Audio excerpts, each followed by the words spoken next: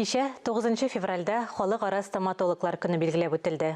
Татарстан радиосының иртәнгі турыдан тур эфирі Казан медицина университеті базасында квалификациялы кадрлар әзірлеу һәм тіш табипларының білімнәрін камилләштерүгә багышланды. Сөйләшүдә пандемия вакытында тіш дәвалау, стоматология өлкәсендәге яңа фәнни казанышлар, алдынгы тәҗрибә белән уртаклашу өчен халык ара симпозиумнар оештыру мәсьәләләре дә кузгатылды. Студия қонағы Казан дәүләт медицина университетінің стоматология факультеты деканы, медицина фәннәре докторы, Россия стоматологлары ассоциациясының президент электі Ринат Сәлеев шулай ук тишләрне дәвалау һәм протез куюдагы актуаль мәсьәләләр буенча тыңлаучыларның сорауларына җавап бирде. Безнең кайбер сорауларга ачыклык кертте. Ринат Әхмәдуллович, хәерле иртә. Сез җитәкләгән факультетта квалификацияле белгечләр әзерләү мөмкинлекләре нинди? Бүгінгі күнде біздің Казан дәүләт медицина университетында 700-ден артық студент оқый.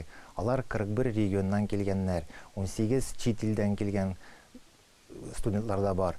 Мөмкинлекләре бик зур. Безнең бүгінгі күнде бөтен Россия буенча уникаль симуляцион стомат поликлиникабыз бар. Анда булачак табиблар үзләренең кул эш иткәннәрен өйрәнәләр, тешләрне дәвалыйлар, аларга җыйналар, шундук тешләргә протезлар да ясыйлар. Мөмкинлекләр бүгенге көндә бик зур.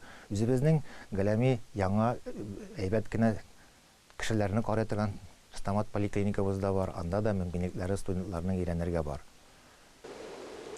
Республикабызда теш дәвалауның торышын ничек бәялисез? Бүгенге көндә Татарстанда 1000-гә якын теш врачы эшли. Аларның күбесе әлбәттә Казанда, безнең зур шәһәрләрдә, Ярчаллыда, Әлмәттәдә бар. Район үзәкләрендә ул врачларның бераз әзрәктәдер инде ул.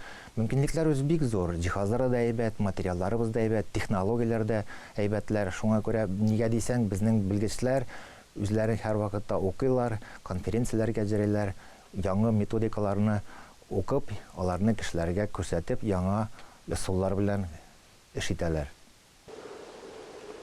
Хосусый һәм дәүләт учреждениеләрендә теш дәвалауның сыйфаты ничегрәк? Күп табиблар дәүләт поликлиникасында, хосусый поликлиникаларда бер вакытта да эшли алалар. Алар берсеннән китеп, икенчесенә кереп, хул хезмәтне күрсәтәләр. Квалификациялар аларның бөтенесе бер дип уйлыйм. Мөмкинлекләре хосусый поликлиникаларда күбрәктер. Нигә дисәң, аларда материаллар әйбәтрәк булып бит. Шуңа күрә бу хөкүмәт дәүләт учреждениеләрендә аларның түләмле хезмәт күрсәткәндә материаллары, җиһазлары шулай әйбәт. Нигә алардан аерылып юк дип уйлыйм үземчә. Ринат Әхмәдуллович, үзегезнең гыйльми эшчәнлек алып барырга вакыт каламы? Ул фән белән эшләгәндә без яңа технологияләрне өйрәнәбез, күбрәк литератураларны укыйбыз. Нигә дисәң, аны укымасаң, белмәсәң, яңа ачулар эшләп булмый, яңа фәннәрне эшләп тә булмый. Ул уңайсыз булса да, табиб аның белән шөгыль итәргә тиеш. Фән белән һәр вакытта дус булырга кирәк, алга барырга кирәк. Пандемия вакытында симпозиумнар оештыру, ил күләмендә гыйльми казанышларны, алдынгы тәҗрибәне уртаклашу мөмкинлекләре нинди? Конференцияләрне без туктатмадык. Россиянең стоматология оешмасы елына 1000-гә якын конференция үткәрә. Нигә дисәң, без аларны үткәрергә тиешбез, күргәзмәләрдә эшлибез. Табиблар белергә тиешләр. Алар онлайн режим дип әйтәләр инде хәзер рус телендә әйткәндә интернет аша үткәреп була.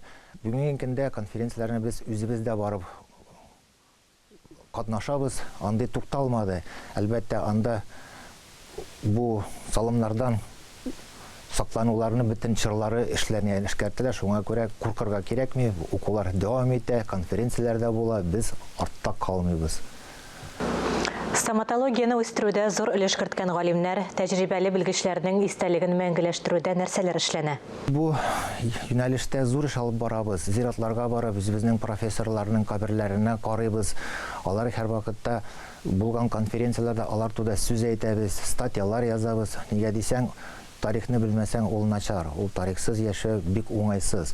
Аларның белемнәре, аларга безне тәрбиялаган өчен аларга бик зур рәхмәт. Без аларны һәр вакытта истә тотарга тиешбез. Бу минем фикерем шундый. Без ул сорауларны үзебезнең Казан дәүләт медицина университетында күтәрәбез. Бу теш табибларына түгел, бүтән табибларга да караклы. Шуңа күрә атаклы безнең Казан шәһәрендә урамнар күренекле хирурглар белән, терапевтлар белән исемнәрендә уже аталган инде. Ул юнәлештә эш бара. Ринат Ахмадулович, әңгәмәгез өчен зур рәхмәт. Сез Казан дәүләт медицина университетының стоматология факультеты деканы, медицина фәннәре докторы, Россия стоматологлар ассоциациясенең президент электы Ринат Сәлеев белән әңгәмә карадыгыз.